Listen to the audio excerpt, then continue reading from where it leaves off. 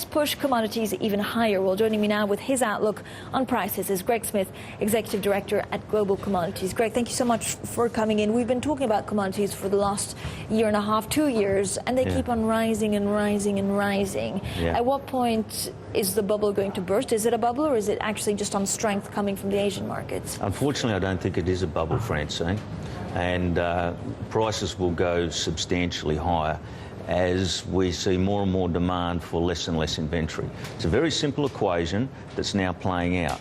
The other issue that we need to be cognizant of is that compound consumption is increasing. If you've got GDP increasing, you've got to have consumption of raw materials, food and energy. So we are focusing from a financial perspective of continually increasing GDP, so that is going to increase the demand for food and energy.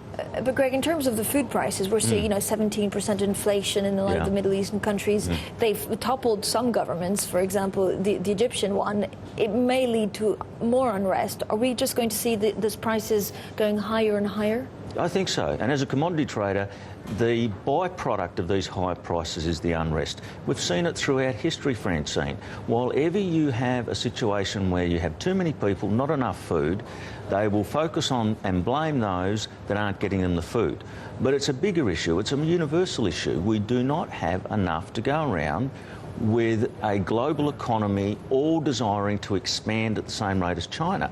It's just mathematically improbable, highly unlikely, and we need to start addressing it. Higher prices will do that.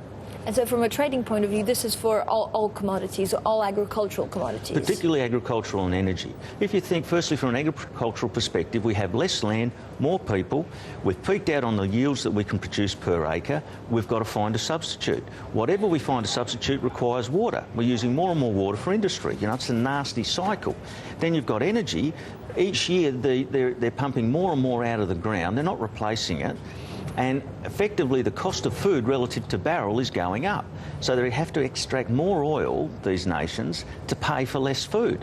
So oil's going to be going up as well. What kind of level? We're hearing, 100, but also 120. And are we going to see volatility until we hit that price? We'll see volatility, directional volatility, I think. I think we'll see sharper moves. We're going to start getting more and more premium priced into energy because of the unrest and the potential contagion.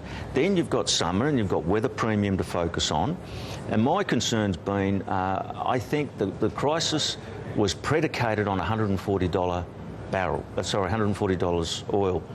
And we're over 100 now, and there doesn't seem to be the same sort of concern there was back in 07 and 08. So you're expecting, what, 140 for Brent? I think so, yeah. I don't see why it shouldn't be there. Ultimately, if you're exchanging oil for food, and food prices are going up, it's a nasty feedback loop. Yeah, and then that will have, of course, an implication for inflation in our countries. Absolutely, Greg. That's not going away. Thank you so much, Greg Smith. Now.